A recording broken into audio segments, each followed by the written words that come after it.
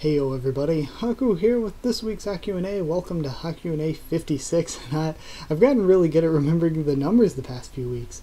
But yeah, we're going to talk about some stuff from the comments and everything. I wanted to start off thanking you guys. It was a pretty good week with comments and everything. We got a lot. Of course, I sorted them down to make it so this video isn't god-awful long. But yeah, it was a good week for comments. Good week for Twitter as well. It was very active there. Yeah, and sorry this is a bit late, just time constraints, things not working out, doing other videos and all that. Busy with all that stuff, so yeah, this one ended up being a bit late. I'm trying to post it Friday, but it's probably not going to be posted until Saturday morning, so that means I'll probably, ahead of this, post the thing that I loved recording, the Magical Girl Raising Project reaction I did to the new character designs for Restart. So, yeah, that'll be out before this, and sorry I'm recording this before posting that, so that's why none of the comments for that are in this one, but they'll be in next week's, because I'm quite excited.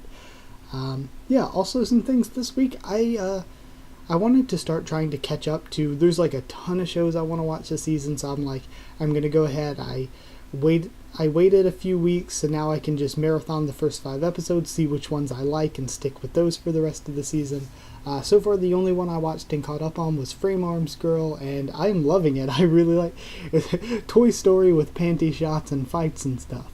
So, yeah, I like Frame Arms Girl a lot. It's really a fun show. It's enjoyable. It makes me want to come back each episode. And I also tried watching ReZero, because everybody last year telling me to watch it, and man, I would have been getting so much hate on my reviews if I had watched it, because I made it like... I made it through the first 2 episodes and made it like 12 minutes into the 3rd episode before quitting, but man, I just hated it. It was such a drag. Like, it was slow and some stuff was just kind of, I don't know a better word than dumb. You know when like characters in a show act dumb and you're like, okay, it's not the worst thing ever because they're human, but when they act dumb to an annoying amount, you're like, okay, I can't sit through this. That's kind of ReZero. Like, I really, really hated it. And hated is a strong word. Usually I'm really positive about everything and I'm like, okay, I enjoyed it for what it was, but I didn't really like it that much. But no, this I did not like it. So yeah, but at least Frame Arms Girl is really good. So yeah, that's it. And I'm not going to do anything special in the general section this week, because I have some special things that people put in the comments that I'm going to probably talk about in the Tower of God and Boku no Hero Academia sections. And I didn't want to put them in the general section, because I didn't know if they'd be spoilerish in any way, or if they'd really fit, or if anybody would care here. But we also have some general comments that I think are important to discuss as well. So we're going to do those instead right now. First up, Deshaun Gamble, at least I'm pretty sure that's, sorry if I'm pronouncing your name wrong, but that's how I would go for it. But they asked, do you use Discord? I go to a Land of Magic Discord server where we can discuss the story and other topics. Are you interested in joining? Okay, now why I wanted to discuss this one is because I've actually been planning to download Discord for a while, and I think that I may even just set up a server to I'll like leave it open throughout the day, because I'm not totally sure how Discord works, but I'm assuming it just works kind of like Skype, only better from everything I've heard. So I'll just set up a Discord server group, whatever you would call it, and anybody can come in there and talk whenever, and I'll probably just leave it open in the background, so whenever I'm doing stuff on my computer, so I'll just be there throughout the day if anybody wants to talk about whatever. So I've been thinking about that for a while, and I'll do that eventually, and when I do, I'll let everybody know. Also, I don't know if I'll join a Magical Girl Raising Project server, at least not until I catch up more, and there are 2 reasons for that. The first reason is, for me, so that I don't get spoiled by people talking about stuff further on, and the second reason is for the other people on the server, because I don't want people to feel like, okay, they have to sort of talk around and avoid spoilers because I'm there, and it would just be an inconvenience on everybody. So yeah, I'm not joining until I'm caught up more, so that both I don't have to worry about being spoiled and other people don't have to worry about trying to talk around me or anything. Then second up is another thing. I've gotten like 3 comments like that this week, and after not hearing about this issue for like a long time, to get 3 comments saying something similar to this, except not as nice as this, it was kind of weird, so that's why I wanted to definitely bring it up. Because the rapper said, from Drunk Epic Wheelbarrow, you should put up the still frame of the comic in the corner as you're reading, talking about it, like Epic's newest hour-long video makes for a good reference point when speaking. Lol, pretty sure he forgot to say this. I didn't watch that hour-and-a-half long video, so yeah, if he mentioned that, if you guys talked about my channel there, cool, I guess. I don't know, I'm kind of neutral to the whole feeling. But I like that you brought this up very, very respectfully. When people are really, not really dicks about it sometimes, but people are really stupid about it sometimes. It's like, you guys know, whenever I've gotten hate comments, which I've gotten very, very few, because I'm typically, when you get hate comments, even if it's a bad reason you're getting them, there's typically a reason, and I usually don't give people a reason. So if I get hate comments, I usually laugh about it because it's something really silly and dumb. So I usually just make a big joke out of it, and it really doesn't bother me at all because I laugh about it and stuff. But it's when I get stupid comments, when I get comments where it's like these people being dicks but not really trying to, that's what bothers me. But and I've gotten a lot of comments like that, but thank you for being respectful and not like that. Yeah, I said I would explain it more here in the HaQ&A, but some of the reasons that I don't typically, when I'm doing a review or reading anything, put pictures up there. First of all, if I did it while I was doing a live reaction, that would be providing you the actual thing itself, which would be content theft, really, and I mean, I'm morally not willing to do that. And also, you see, I've had people complain and be like, it's a review, it should have images of what's going on so we can view what's going on. That's a very, very stupid way to think of things. I mean, there are very, very few channels I've seen that have done that, and the ones that have, they're constantly plagued by getting everything taken.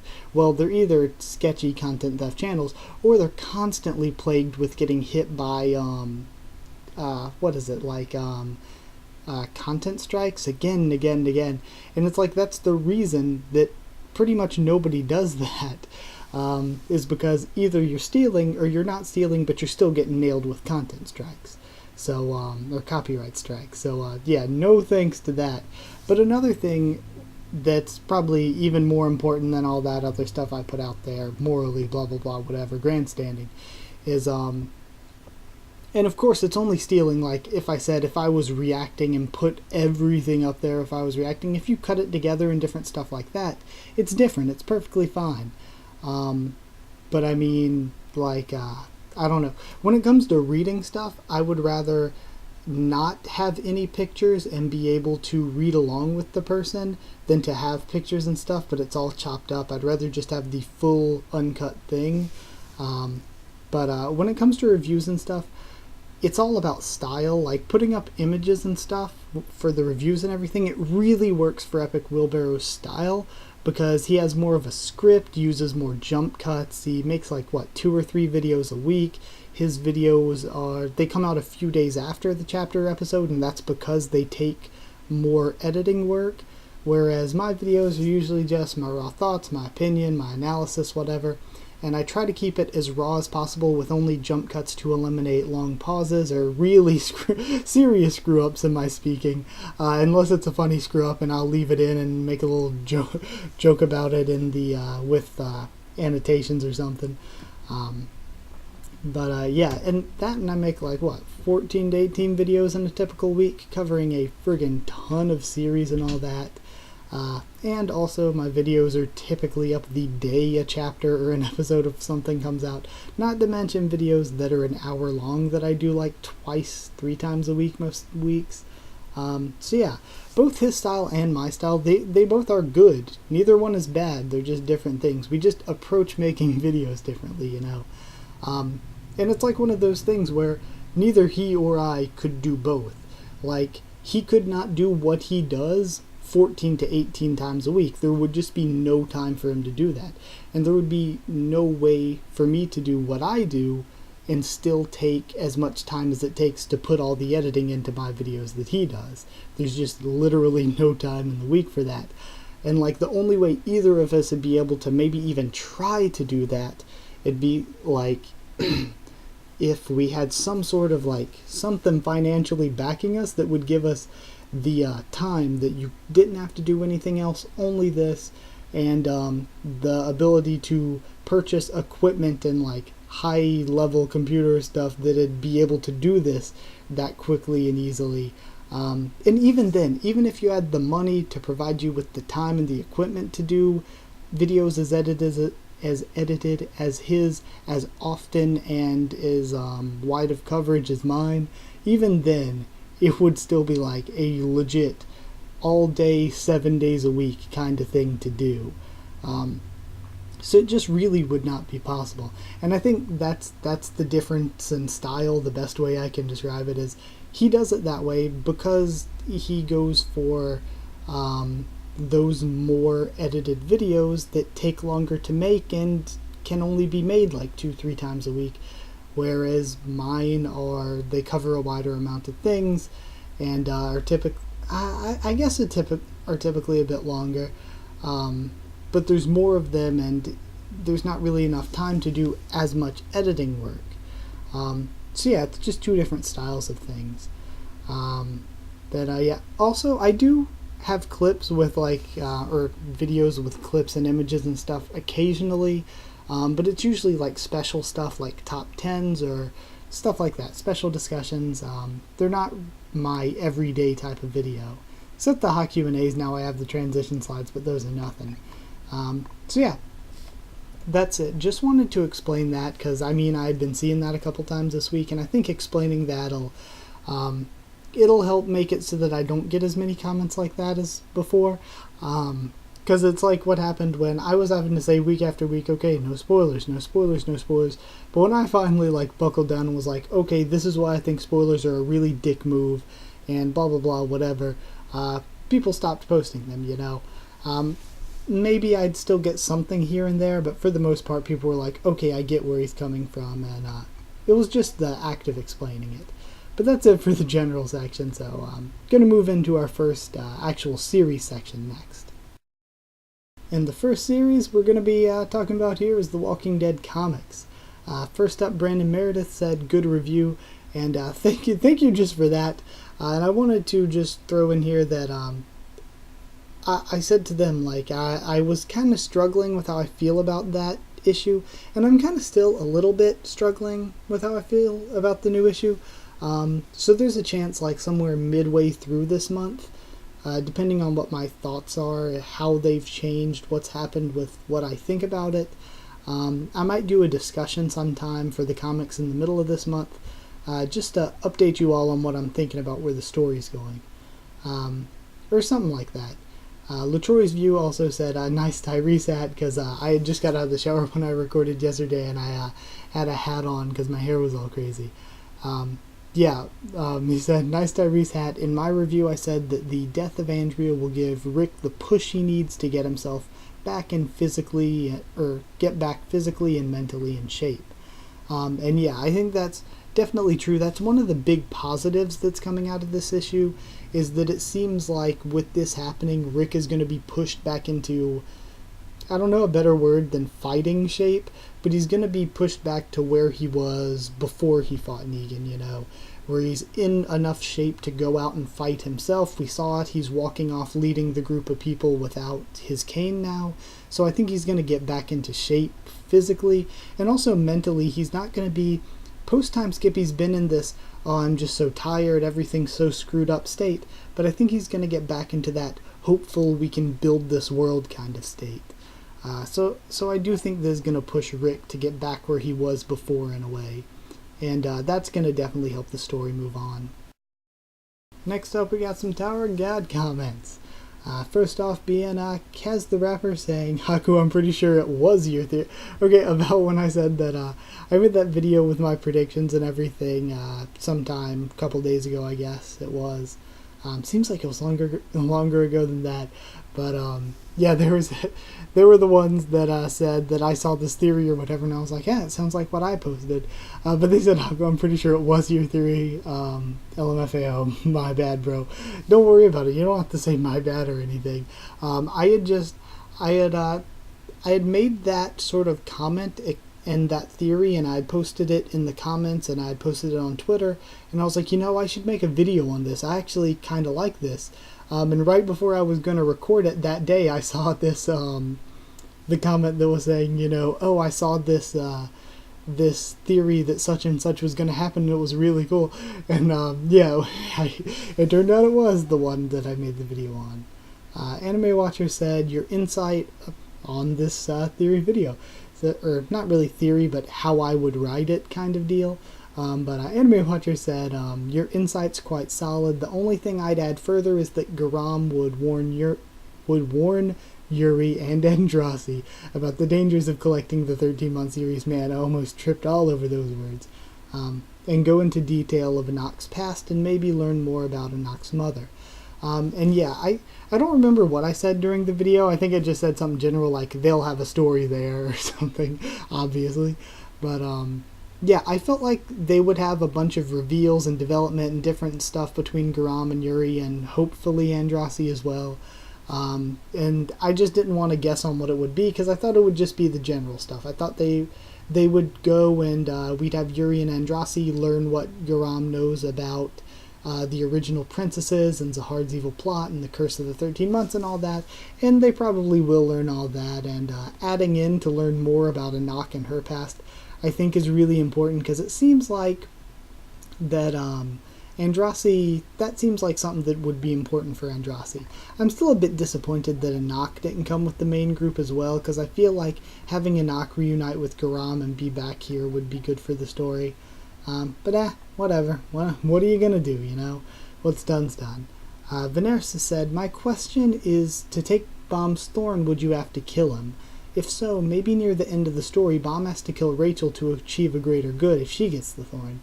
I do think it could go either way with whether you have to kill him or not, but I'm gonna say I don't think so. I'm gonna, for me, it's always been something I considered that if you tried to remove the thorn, it would kill Bomb, because the concept with Bomb and the thorn to me has always, I've seen so many people compare it to Naruto and the Nine-Tailed Fox, Jinchuriki, whatever, and I've always sort of felt that comparison, that connection as well. So it's kind of hard for me to not just apply the same sort of general rules to it, but I say for now I would work under the assumption that removing a thorn fragment doesn't kill its owner unless CU tells us that specifically. So yeah, I need to keep myself from falling into that trap of thinking that it's too much like Jinchuriki from Naruto. Next up, Cast the Rapper says, so glad you got to this point. I was getting tired of the preview readers pretending they were theorizing about this reveal lol. The child with the administrator is intense though. Yurik saying Heljo might be Yurik saying Heljo might be invincible, but running in headfirst like a 25th Bamf. I always worry about that, to tell you the truth. I always worry that people are posting spoilers and I'm thinking that they're predictions, so I leave them up and I'm like, oh, that's a nice prediction, whatever, that's a good idea or whatever, and I'm just feeding, I don't even know that they're spoilers and I'm just going into it like they are. But yeah, I seriously do think though, if CU does it right, Heljo versus Yurik Mizuno could probably be the best fight we've seen in the series so far. And even if it's not, it's probably going to be the biggest fight. I mean, Yurik Mizuno is the strongest person active in the tower, and Heljo is fused with a child's guardian, and even before that had potential that Yurik saw in him. Heljo is a powerful, powerful dude. Then Slayer Dragon, sorry my hair keeps falling on my face. Slayer Dragon said, I agree with you about Yurik versus Heljo being an awesome fight. Actually, hang on, let me see. Video preview looks a bit laggy, whatever. But they said, I agree with you about Yurik versus Heljo being an awesome fight, but I get the feeling Bomb will be the one to defeat him. My reason being that Garam kind of foreshadowed it when she said something like, First Enryu came here and defeated the administrator, and now this boy similar to Enryu shows up. Is this the start of a new tale? And now HaQ is the administrator's child, so yeah, that's kind of what I was thinking. I think Bomb's going to get some kind of awakening or power to defeat HaQ and get the thorn, and he'll make a huge name for himself, similar to Enryu this arc. Just my thought, sorry for rambling. Oh, and I don't read spoilers, is just my prediction. Don't worry about rambling or anything, but what is sad is that I think that what you said is very likely. I just really, really hope not. Like, it's really, really likely and set up for Bomb to do that, but man, that would be overpower main character bullshit to the highest degree for Bomb to do that right now. For Bomb to take somebody as built up as HaQ and to defeat him at the level Bomb is supposedly currently at, especially if he just pulls out another awakening or power, man, it'd be really, really disappointing. It'd be so disappointing to build up HaQ and then have Bomb beat him when there are people in this arc like Yuri, Garam, Evan, Karaka, Yurik. When there are people of that high a tier, to have Bomb be the one to beat HaQ, it just seems like such a waste when you could have stuff being done with other characters. Like Yurik. Yurik is the one I want to fight HaQ, Yurik is the one I want to beat HaQ, because that would be a good story for HaQ and Yurik, and I think Bomb getting too involved there would be taking away from other characters and not really doing all that much for Bomb in a positive way. It'd be taking good away from other characters and not really giving any good to Bomb in return.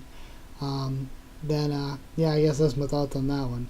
Big Will 1919 said, Zahard seems to be a real dick to these princesses. I'm curious, do you think all the family heads will stick with him, or will some turn on him? That is difficult to tell. It seems like some will turn on him, because it seems like Pobedao Gusting is already working against him. I mean, Gusting helped Bomb get the thorn in the first place, which would seem to be something against Zahard, you know? And then I think some have reasons why they would be loyal. Like, I think Aryehon would be loyal because he's essentially, like, given his, like, life over to be Zahard's servant and stuff. So I do feel like Aryehon would be loyal. I feel like Gustang would be against him. And it's kind of difficult to tell where all the different ones would be, because we haven't really... Well, not only have we not seen them or met them, we don't know that much about their actual personalities and characters yet. This is an interesting special thing, and I think this next thing is a fun thing to do, because you guys can do it in the comments yourself and stuff, and we'll see what everybody does and different stuff. But Anime Watcher said, hey Haku, I have a Tower of God challenge for you. Pick 5 characters, describe them in 1 to 6 words, then pick 5 ships, romantic or otherwise, and describe them in 1 to 6 words. It's fine if you don't want to. I thought it'd be a fun exercise to think about some of your favorite characters, and I like that a lot because it's like one of those thinking exercise things. Let me see where my hands are, because I'm going to count off so we know where the words are going here. But yeah, 5 characters. First off, I chose Kaiser. 6 words to describe Kaiser. I'd say waifu, wolf, strong legs, mask, and eyes, because her eyes are really cool, the big almond-shaped eyes. And I think those are good words to describe her. They all have things to do with her. Second, I chose Joaquin. Joaquin, I'd say souls, sword, death, white. That one should be pretty obvious. Brother, and deity, because he set himself up as a god and all that.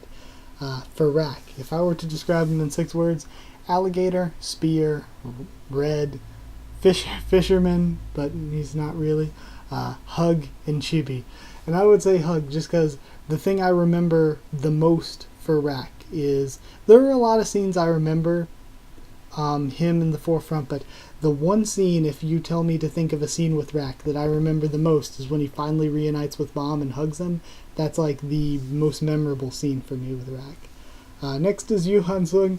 Yuhan Sung is trap. It's a trap. Trap, mail, coffee, instant, fish, and administrator.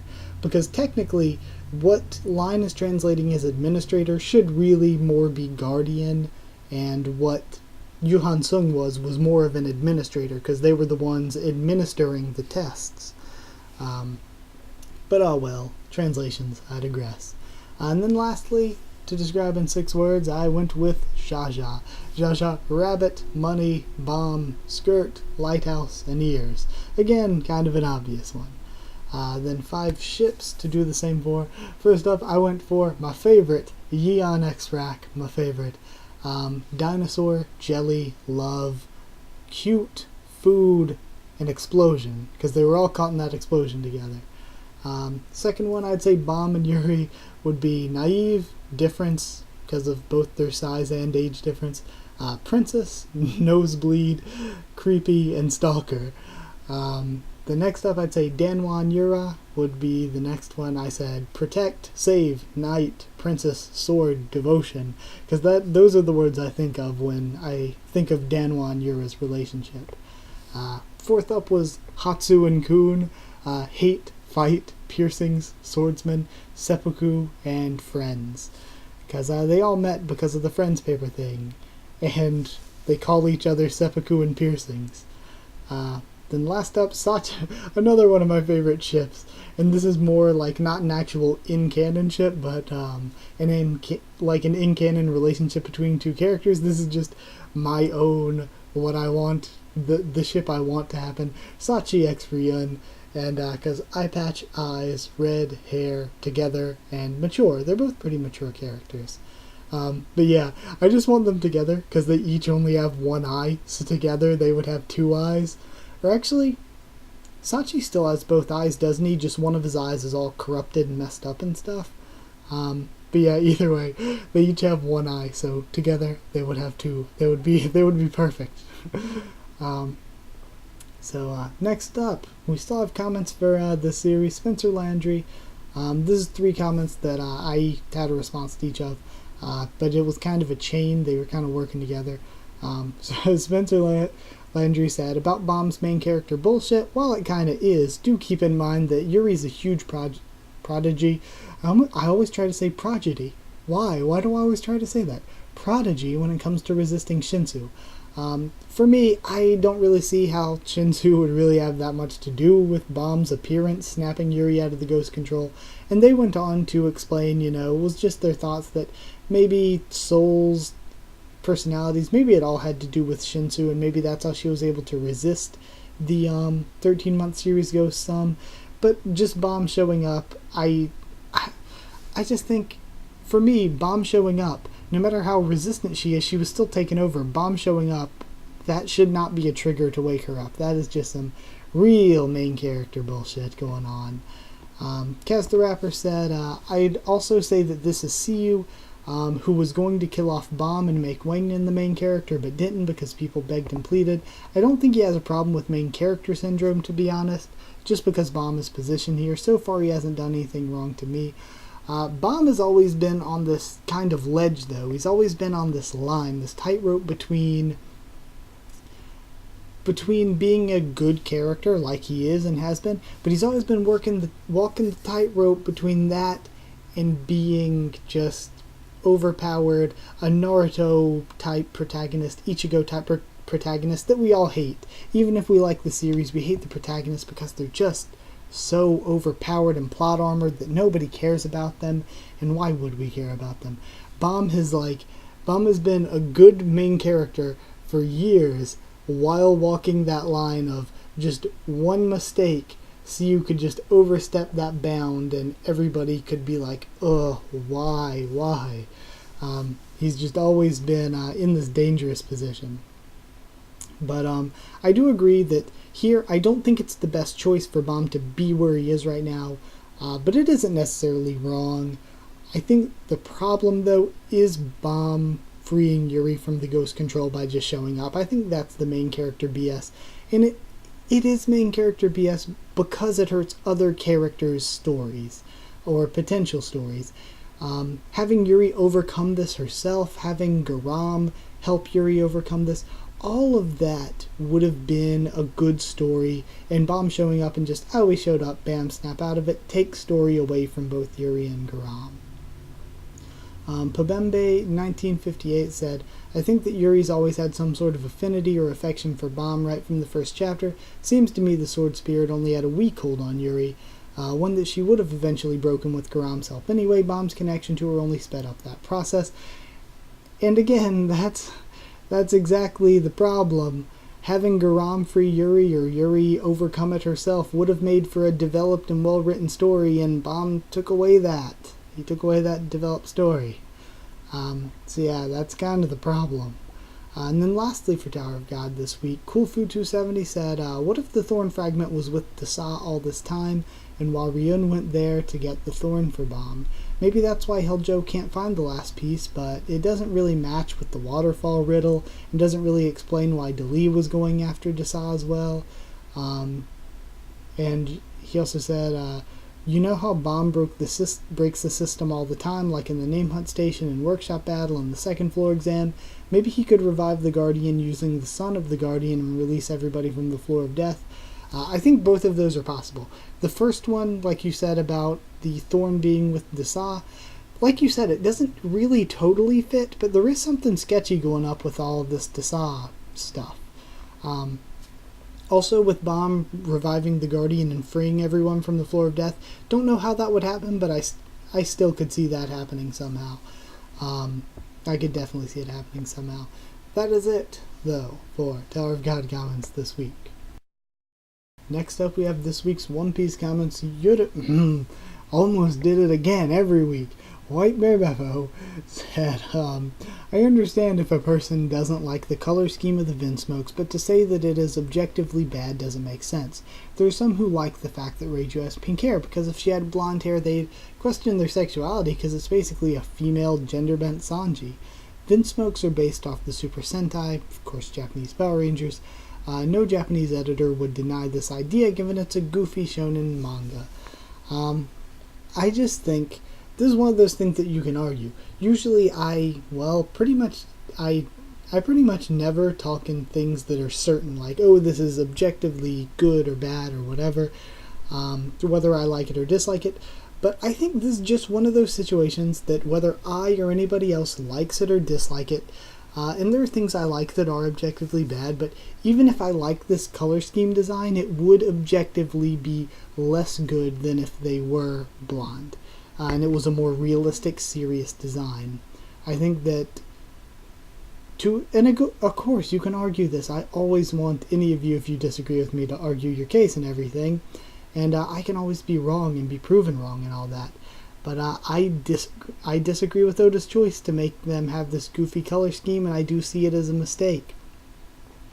I don't think it's necessarily a wrong choice, because like you said, people could like it more. But whether we like it more or not, I do feel like, as a design, it is less good, objectively. And it's hard to really say that, but it's a less serious design, and I think in terms of design, it's just less good.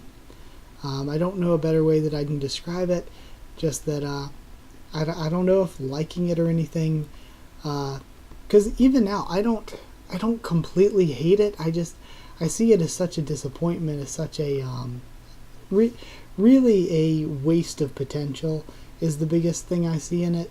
But yeah, I think that it's just objectively not as good. It's not living up to the potential of what it could have been. Then I don't know how to pronounce this. Leomeshi. Okay, Leomeshi. I think that's it. They commented on my top waifu video from One Piece a long time ago. Carrot, ooh, what the fuck. But the funnier thing is, that's an older video, and I'm pretty sure I put Carrot in like 4th place. Nah, I made that right after Zoe ended. If I made it now, I'd put Carrot in first. Carrot's number 1. Carrot is best girl. She is a character that I've been liking more than almost any other character in One Piece lately. Not just because, oh, I find her cute and everything, but she's genuinely been a good character this arc. I mean, of course, not like, she hasn't done as much this arc as, say, Brook. Brook has destroyed this arc, and Brook is possibly one of my favorite characters in One Piece now because of how good he's been this arc. But I'd put Carrot way high up there for some of my favorite characters. I really love the character, and when it comes to waifus, I'd put her at number 1 at this point. East 1860 said, Demon Lady Amon's introduction in the anime was so great. I hope she gets a great fight at the tea party. She's slowly turning into one of my favorite female characters. I actually like the anime's introduction of the Big Mom crew members a lot here. I thought that Randolph's voice, at the time I didn't remember him talking in the manga, but now I remember he did. But yeah, I thought his voice was really great. I was surprised at how good the voice is for Randolph, and they just, all in all, the crew introductions were very good. And then last comment for this week for One Piece, Phenom Uprising said, I've been meaning to post this for quite some time, about a month actually. It's about Cracker. He used to only fight using the fake cookie bodies, which means he's not really all that used to taking damage on his real body. While Luffy's body endurance is well known to us, and it's among the best, so I think it makes 100% sense that Luffy would be back up and ready to fight well before Cracker. Even Yonko commanders like him are human and thus not perfect, and it would make sense for him to have low endurance if he never uses his real body directly. So yeah, he's probably still recovering. Does it make sense to you? Thank you for the comment, and it does make sense that his endurance would be low, like you said. It makes perfect sense. But here's where I stand with the whole situation. Where I stand is that Luffy used everything in his arsenal. He used Gear 4th, which is supposed to make him down for 10 minutes, but didn't because, oh well, whatever, we kind of forgot about that. But he completely exhausted himself. He took a ton of damage again and again, and he had no medical attention. Just a little bit of rest, and now he's perfectly back to full health. But Cracker was like, I don't know. Cracker was a league above Luffy in power. He kind of kicked his ass, even in Gear 4th, and without Nami's help, Luffy wouldn't have been able to beat him. That's not even a question for me. And really, Cracker only took one powerful shot the entire time. Really, only one shot the entire time. So I think if Luffy is healed naturally over time from damage that was much more than what Cracker sustained, Cracker should definitely be healed. And even if you argue, okay, he couldn't heal it, it's been a couple days, mind you. Even if you're like, okay, he couldn't heal naturally over time from that, I think that Big Mom's a Yonko. She should have medical care that should have him healed by now. Like, if she's a Yonko and he still isn't up by now, then she has the worst medical care than we've seen from any crew ever. We've seen people take more damage than him and get up in less than a couple days. I think it's maybe been a day or two, actually. So it hasn't been that long, but still, he should be up by now. And they responded saying, things like, maybe he's stationed somewhere else, and that would definitely make sense. I think that makes sense. But yeah, nothing that really changed my mind on the situation. That's still where I stand with it. Next up, we have one comment regarding 12 Beasts. Julian Rangel said, it's a pleasure to know that you and I pretty much had the same reaction to the argument about them combining. I have to say my favorite scene in the panel was when they tried to combine and the hunter sees them. Thank you for the video. Thank you for commenting, of course. But yeah, I'm excited to see the combination because Flake/Fureki is best girl. I'm liking Theta/Gollum too. Gollum is very cute. But yeah, I'm really excited just because the combination forms powers and everything with Asterio was really, really cool. And I don't think this is going to be as cool because, I mean, the Asterio one was so badass. But I'm really excited. I like Flake a lot, and I think that this form could end up giving us a pretty good fight with Hunter. And if anything, that means that if we're getting our final fight now, this arc may be coming to a close within a few chapters, which means we may see if, I'm hoping Gollum and Flake carry on with us. I'm so sad that Joeya's not still with us, but that means we'd have Arrow, we'd have Theta, we'd have Flake, we'd have Asterio, and we'd also have, what's the Scylla? The Scylla who, Stila, who still really hasn't done much in the series, and that'd be a cool group to keep moving on the adventure, get some new characters introduced for the next arc, and maybe allow Stila and Asterio to be in the spotlight this arc, since the other three got the spotlight. Well, since like Flake, Theta, and Arrow got the spotlight this arc, have them do stuff next arc, but not be like as important, and then give more spotlight to Stila and Asterio next arc. That's what I'm trying to say. Next up, Magical Girl Raising Project comments, and I'm excited for these just because this is legitimately the series that I'm most excited for right now. There are a lot of series that are in good places. One Piece is in a good place right now. It's doing really well. I'm excited to read that every week. Watch it as well. Tower of God's exciting every week. It's in a good place. Boku no Hero Academia is so fun. But I am just really enjoying Magical Girl Raising Project right now. And I'm really getting into the series. So let's read some comments. First up, I just wanted to point out the one chain where Andrew Zapito was like, reads hair pervert in the title, immediately clicks on the video. Marco Polo said me too. Scott Darrell Vincent Payton said I thought I was the only one. Thank you guys. I am to please. Just gonna put hair pervert in every title now. But I saw some really good hair pervert fan art earlier. You know, I was gonna post it on Twitter. I might still do that just because I thought it was funny that I actually saw fan art of her. But either way, next up, Deshaun Gamble said, hashtag road to restart. I can guarantee you'll love restart. Also, get ready for the Frederica shenanigans. I love the restart character designs already. You'll be seeing my video on that probably before I post this. And yes, I am so ready to discuss them in the comments and everything because I know we are going to have some discussion going there. But yeah, I'm really excited for that. Maverick Alpha said, if you ever need, and I'm going to separate this comment into parts because they did. If you ever need the names of the Arc 2 characters, let me know. I can't wait for you to learn more about the Land of Magic and finally see more of the magical girl hunter herself, Snow White. And thank you, of course. I'm actually not going to look at the names until I read the story, of course. Just looking at the designs to have that reaction and stuff. Just to know what they look like before I start reading, to give me a mental picture of what the characters look like when we are introduced to them. So, yeah, that's that.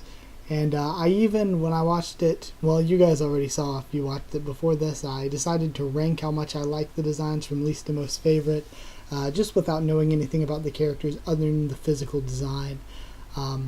Also, I still need to email you back and thank you as well, because it feels rude not to thank you there as well. But they continued on. I'm not sure if you read DC Comics, but I like to say that if Snow White is Batman, Pythia is her Ra's al Ghul, and that is a pretty good comparison. I think the stories are somewhat similar. And yeah, DC, I always trigger so many people with this, but DC, million times better than Marvel. There's some Marvel stories that I like, but for the most part, DC, so much more, in my opinion, so much better than Marvel. But at least when it comes to personal choice, I prefer it so much to Marvel. Continuing on, he said, Snow White's magical skill is actually super useful in a fight. Fear-based mind reading can get you far in combat. And I would agree. I think it's quite useful because if she uses it in a combat sense, she's always going to know her opponent's weakness, and that's super useful. And finishing out, he said, with you finishing Snow White Raising Project now, you should understand why my disappointment that the anime ending didn't give any sneak peeks. I guess they didn't want to commit themselves to a season 2, but it would have been a nice nod to light novel readers. And yeah, after reading the light novels, I think there's a lot the anime could have done better, but it was still great in its own right. The way they blended in some of the stuff that I'm assuming was in episodes was good. I thought they did alright with the characters. I really liked the ending. I thought they did the ending great. Just the whole last episode, I thought they did the fight really well, and the stuff with Snow White's character shift in that last episode, I thought all that was done so well. But it also did seem like the anime was one of those, like a lot of people pointed out, that was just like one of those that it was just there to make you say, the anime was like, okay, go read the light novels. It was just like a big season-long advertisement for the light novels to get you into them. But I thought it was a good anime on its own, though it could have been maybe a little better. And I really hope, because it seems like from all the people that came into my channel, that's probably the anime that's had the most new people come in and become active on the channel. And as popular as the videos I'm doing on the light novels and everything are compared to a lot of my other videos, I really feel like the fandom is there for them to continue on and make more seasons and continue the anime. I feel like they can. It certainly seems like the content's there, or else why would people be so interested, you know? Next up, Andrew Zapita said, that moment when you realize it was just one arm, talking about one of the things with, like, I read it back and I was like, oh, she broke Ripple's arms. And then when I was listening to that when I was editing, I was like, arms, arm, lol, and just typed in the little annotation. But yeah, Ripple is a Katawa Shoujo now, which means plus 20% to her cuteness, maybe plus more. Katawa Shoujo just skyrockets her stock.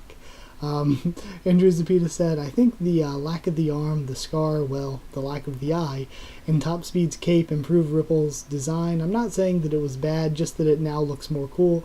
And I agree, she looks way better now with the cape and the missing eye and the missing arm. Looks way cooler and way cuter. Katawa Shoujo. Andrea Zapita said, thanks for the video. Now we have the Magical Girl Hunter, and yay on one chapter per week. Can't wait for the new videos. And yeah, I'm really into the series right now, and I'm really excited about everything going on. So that's why I want to do it every week, but also I want to do it every week because it seems like one of the most enjoyed and discussed series on, like, in the comments, and just in views and, well, in views and stuff it's pretty normal for my videos. But just for the amount of comments and discussion and everything, it seems like one of the most popular with everybody and most enjoyed by everybody. And if I'm enjoying it and all of you are enjoying it, so I'm going to stick with it as often as possible if we're all enjoying it. So yeah, I'm going to stick with it week to week, every single week. Then lastly, for this week, Scott Darrell Vincent paid and said, Pithy Frederica is what you would call a necessary evil. Doing unjust things, but having an end goal as a greater good. Examples were mentioned in Snow White Racing Project, basing from what you've read. I mean, this phrase also emphasizes what a role is. Similarly, if my ideal magical girls are on the side of justice, and I need to become a villain to accommodate that, then I would gladly take on that role. And also, you speculated something wrong, not that I should mention it in order to make things more interesting. And yeah, I see Pithy's role to me, I see it as very similar to Stain from Boku no Hero Academia, where it's like, create true heroes by culling the bad ones. I see it very similar except with magical girls. So yeah, also for me speculating something wrong, there was this one offhand comment I made that I had to put down. I don't even know why I said it. I was like, oh, when the big reveal, I guess I wasn't thinking straight, where I was like, oh, so she's the one that made Clanberry, and I had to put, ignore that, I know she isn't. I had to put that as an annotation because, like, I don't know why I said that. It's obvious, like, she didn't make Clanberry. Clanberry had a different mentor or whatever. For some reason I took it as Clanberry being her mentor, but no, Clanberry was just her obsession, and she got obsessed with Clanberry thinking that she was going to be the magical girl to save all the universe and whatever, and because of her interest in her, she started trying to copy her test. So it was more like Clanberry made Pithy, really, in a way. But they also said that they said this might be the last read-through I might be watching from you since I'm going off for 4 more months starting Saturday. It's been a good time in me watching your Mahoiku related videos. Thanks a lot, mate. And I am really sad to hear that. I will miss your comments. Trying to look on the bright side. I mean, hopefully when you get back you'll have a lot of new videos to watch. By then, if it's 4 months, I'll maybe have been through Restart and even the next thing after that, even maybe. But yeah, I hope you stay safe, have fun wherever you're going, just be well. And that's it actually this week for Mahou Shoujo Weeks aka Haku. Next up, we got one comment for Little Witch Academia. Andrea Zapita said that I'm surprised at some point it felt like the anime was going down with story and then suddenly it became great again. I hope it continues like this and becomes even better. And yeah, for me, like, there were a few episodes that I was like, they were still good, but they didn't really add anything to the main story. Like, say, the Susie episode, I really enjoyed it and liked it. The one with the zombie dude they raised. There were a lot. There were a lot in their episodes, a lot in the episode like 3 to 8-ish, or maybe even 3 to 10-ish. There were a lot in there that every week I was like, this is a good episode, I'm really enjoying it, but they didn't really add much to the main story. And though they were good episodes, they weren't like what we've got the past like 5 weeks or so. The stuff we've gotten ever since we've gotten into the main story with activating the words and everything since then has been great. It has been like so good. Like, it went from a good show to a great show in the past few weeks. Well, I guess it went from a great show to an amazing show. because it was already great before. It was already just so good. And that's it. Yeah, like I said, only comment for that this week. Alright, now lastly we have some Boku no Hero Academia comments, and I think this is the last section. So yeah, let's talk about Boku no Hero Academia a bit. On Twitter I talked a bit with @Mira69 about, they were asking what my favorite fights were in Boku no Hero Academia. So let's talk about my favorite fights, shall we? I compiled my top 7. I thought about it a bit and I was like, okay, for the video, I'll do my top 7. So my top 7 favorite fights in Boku no Hero Academia. Sorry, my hair is just really bothering me. Hold on, let's see. What does it look like in the preview thing? It's really bugging me. Looks terrible, but whatever, moving along.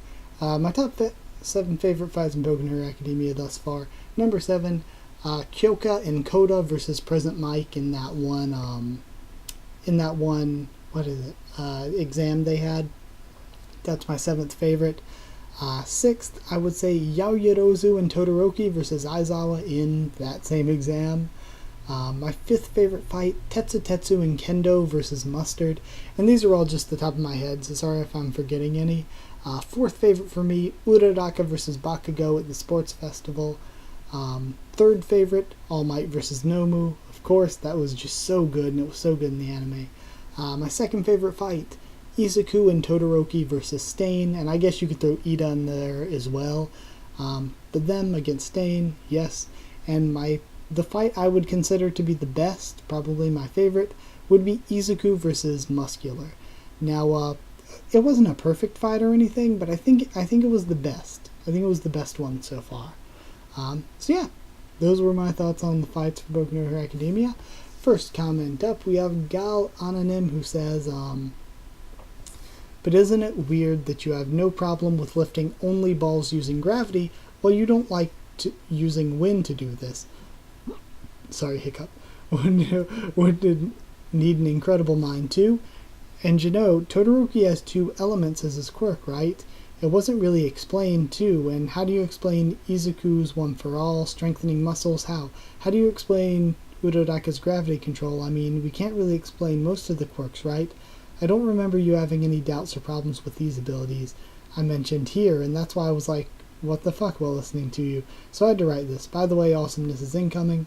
And White Bear Beppo said, same, Todoroki shoots out ice and fire, but there's no physical augmentation going on with his body. It's really no different with Anasa. Horikoshi showed the origin of the birth of powers in Chapter 1, but I never explained it because he wanted to create a premise of superheroes in a battle shown in manga. Maybe one day he'll explain it, but it'd be fine if he didn't. Before I get into the actual sort of discussion here, I don't know how this devolved into the origin, like with both comments, I don't know how it devolved into the origin of quirks and explaining quirks, because I mean, that wasn't really brought up as an issue. But yeah, the reason I think it's fine for him to lift it with gravity, but not really with wind, is that like with gravity you could just say, okay, he focused on all the balls, made them all float up to him. But with wind, he would need to create a stream that focuses on all of the balls, but that stream would need to flow to have enough strength to lift them without affecting any of the dust or affecting any of the people or affecting anything without it. And that's the big problem, is that for wind to do that, it would just be way more processing power than gravity, and also would just take a lot of energy. That it's not that it wouldn't make sense for him to do it. For him to lift all the balls with wind, that's perfectly fine.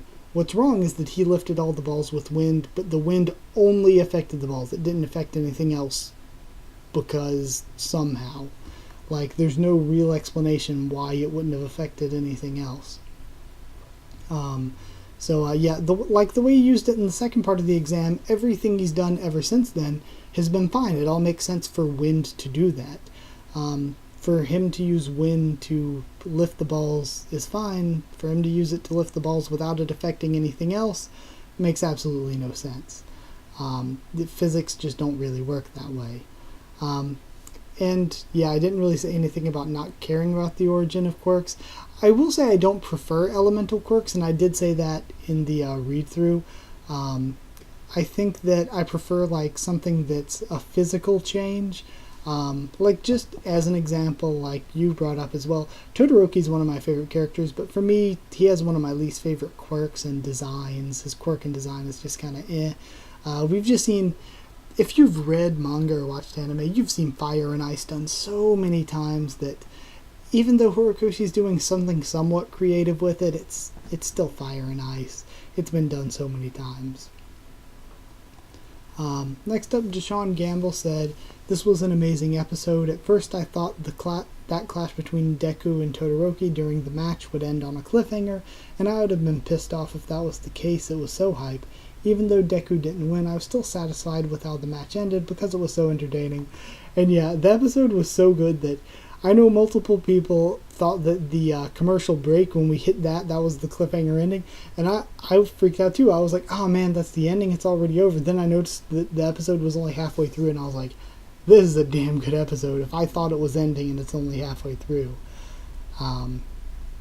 Next up, Anime Watcher said, "With that, we end the Hero License exam. It wasn't really that exciting to me, except getting to learn about the different schools and finding out about Toga was in disguise. Looking forward to you catching up." And yeah, I actually liked the first round, but the second round to me ended up being a little bit dull. I liked Ketsubutsu and all the characters there. I wish we got to see more of Shindo and the super waifu girl, because I like them a lot. And I like their whole concept a lot. The concept of Shiketsu being another school that's sort of competitive with UA is cool as well, but even though I liked the Shiketsu characters, I just didn't like them that much. Yoarashi was okay, I kind of liked him. I thought his design was cool, I thought his backstory was cool. But the actual part he played was kind of he just got kind of a bum part, I guess. He got thrown into that kind of dick to Todoroki part despite being a good character. The hairy guy was pretty cool. Kemi / Himiko was cool, of course. Even the slant-eyed meatpacker guy was really cool. So yeah, there were some cool characters there. I just kind of preferred Ketsubutsu and would have liked to see more of them. Delectable said, "Monomo was introduced as a badass who knew how to plan and stuff, and man, it's been so long since we've seen him fight anything." And yeah, poor Monoma. I still like Monoma though. I think his comical hatred for Class A is always good for joke scenes.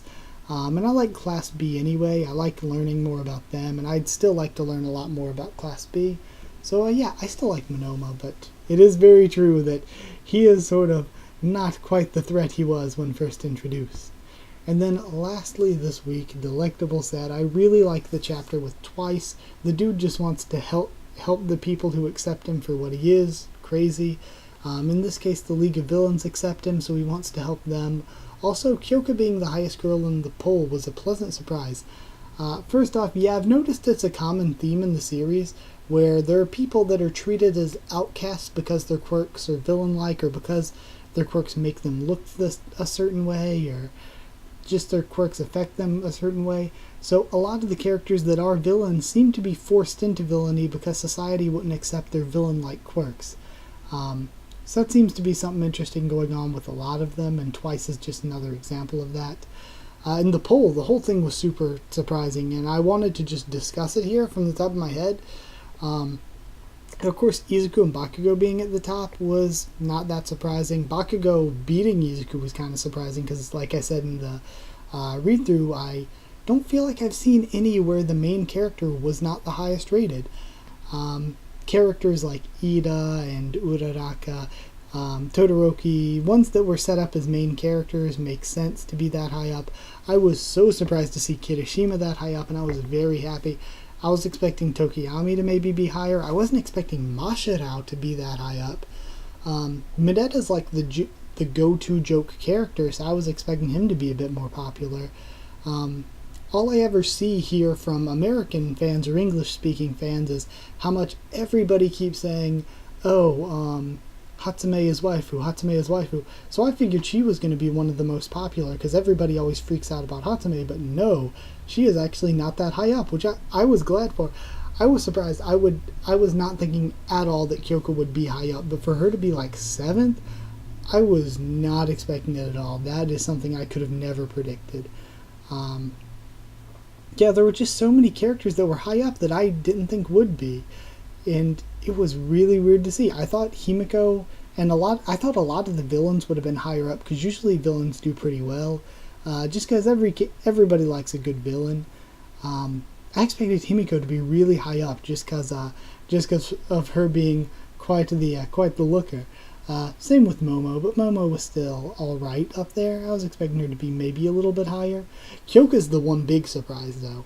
The rest, it's like they're surprising. They're a bit surprising, but I can see it.